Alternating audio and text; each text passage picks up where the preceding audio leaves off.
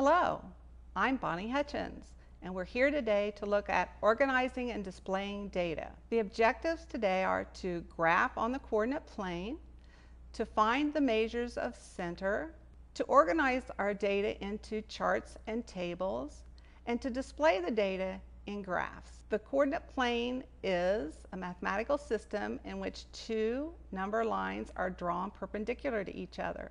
The x-axis is a horizontal number line in the coordinate plane. The y-axis is the vertical number line in the coordinate plane. A quadrant is one of the four regions formed by the axis of the coordinate system. The origin is the point of intersection of the x and y axis in a coordinate plane. Here we have a plane. On the plane we have lines that are drawn perpendicular. The line that is horizontal is known as the x-axis, and the line that is vertical is known as the y-axis. Now these two intersect at a point called the origin.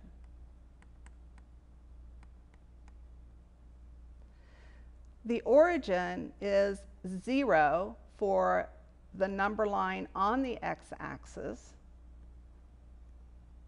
and we can number those from 1 to 5.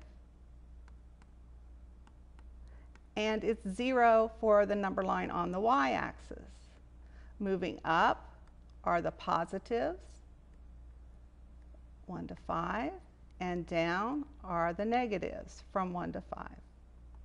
-1, -5. Now we can plot points on the coordinate plane. So if I pick a point right there, that point is named by its corresponding x value, which is 4, and its corresponding y value, which is 1. Now the coordinate plane is, as you can see, is broken into 4 parts. These are called quadrants. Quadrant 1 is in the upper right part.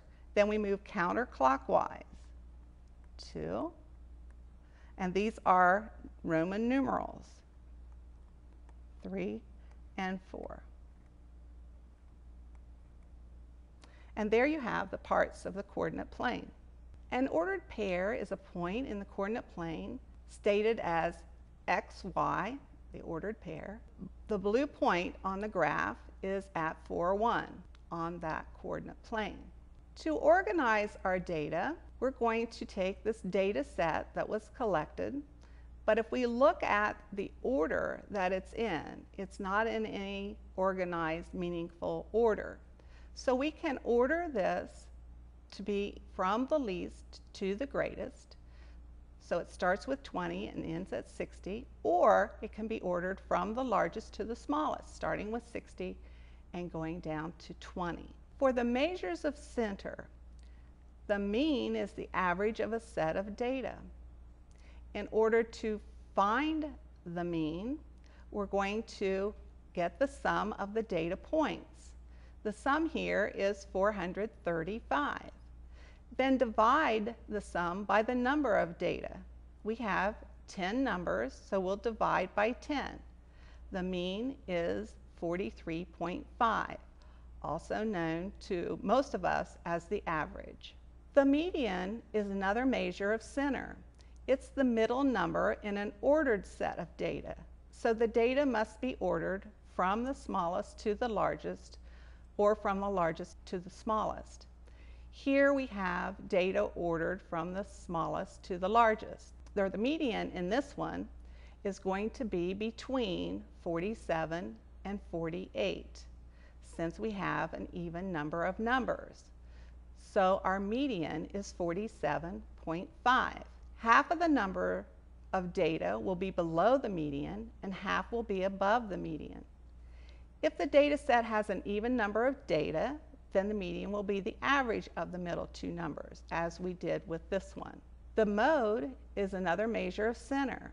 It's the number of numbers that appear most often in the set of data. It is possible to have no mode, one mode, or more than one mode. The set of data has no mode because no number appears more often than any of the others. We now look at organizing our data into a stem and leaf chart. A stem and leaf chart is one way of displaying the data and finding measures of center.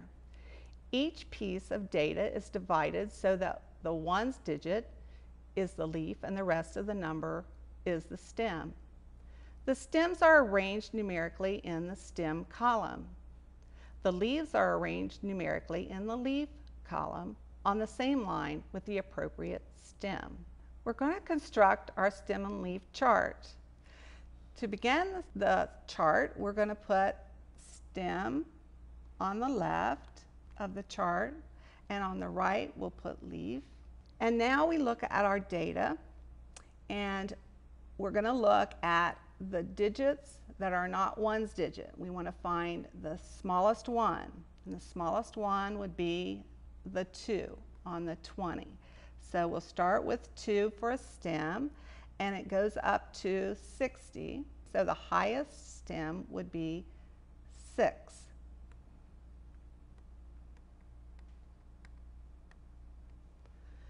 Now the leaf part is we look at our 20s for our first one, and we'll take the smallest number of the 20s, which is 20. Its leaf part is a 0. That's in ones place. And then we go numerically. So the next one is the 23. So the 3 will go here. Then we look at the 30s. In the 30s, we only have 1. It's 35. So we'll put the 5 in. In the 40s, we have 3. The smallest one is 41. So we'll put the 1 in first, and then the 7, and then the 8. The next stem is 5 for 50, and our lowest 50 is 52. Then 54. So we'll put the 4 in for the leaf, and 55. And then finally we get to the 60, which is our last one, and we'll put it in. So we've created our stem and leaf chart. In the stem and leaf chart, the median can be found by counting the leaves to the middle number. So if we count the leaves, we have 0, 3, 5, 1, 7, and then we have 8, 2, 4, 5, and 0. So the middle is between the 7 and the 8. So our median is 47.5. The mode can be found by looking at the leaves for each stem. If you see any multiples in a leaf, then that would be the mode. So the one that is there most often would be the mode. In this one, there is no mode. The data can also be arranged in a table, such as a frequency table. So we're going to use our set of data that we started with on temperatures. To make a frequency table, identify appropriate intervals. You can go by 2s, 5s, 10s, tally the data in each interval, and then count the number of tallies in each interval for the frequency. We're now ready to construct a frequency table. We have at the top in the left column the temperature intervals. The intervals are in groups of 10. So 20 to 29, 30 to 39, 40 to 49, 50 to 59, and 60 to 69. Those intervals are chosen because they include all of our data points. We have no points less than 20. We have no points greater than 69. And now we want to tally each one of our data pieces. The first one is 23. I'm going to tally it in the 20 to 29. And the next one is 20 in the same interval. The next one is 35. And the next one is 48. And you just continue marking them out as you go. 52, 55, 47, 54, and the last one in our data set is 60. After you get all the tallies, And if you get more than 4 tallies, if it's 5, group them together in groups of 5. We don't have any like that on this one. Now let's add our tallies. We have in our 20 to 29 interval, we have 2 tallies. In 30 to 39, we have 1. In 40 to 49, we have 3. 50 to 59, we have 3. And 60 to 69, we have 1. The frequency table gives us a basis to go by to help us when we start constructing graphs. Once the data is arranged in some order, then the data can be placed into a visual display to show the relationship of the data. The following graphs will provide examples of how the data can be displayed. This is an example of a bar graph. We're going to follow the steps to construct a bar graph. First of all, every graph must have a title. So the title of this graph is 10-day temperatures. Then we use appropriate labels on the X and Y axis. Along the bottom of this, along the X axis, are temperatures, and those were the intervals we used back in the frequency table. And on the side are the frequencies, or when we did our tallies and got the frequencies. Then intervals are equally spaced. Draw our bars to represent the data, and then draw bars with uniform widths. So you want them all to look the same. We can also display the data in a line graph. We title the graph as we do every graph. This one's titled High Temperatures for March 1st through March 10th.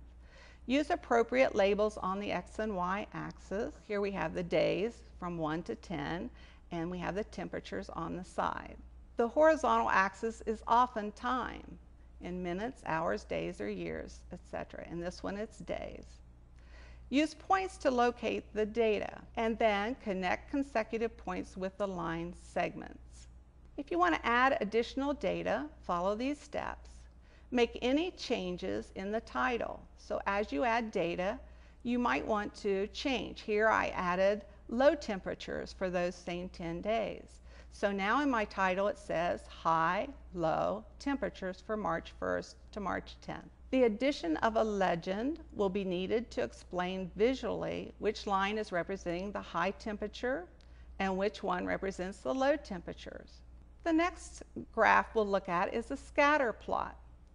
We're going to follow the same directions for making a line graph, but we're not going to draw the line segments. This information can have a positive correlation, a negative correlation, or no correlation.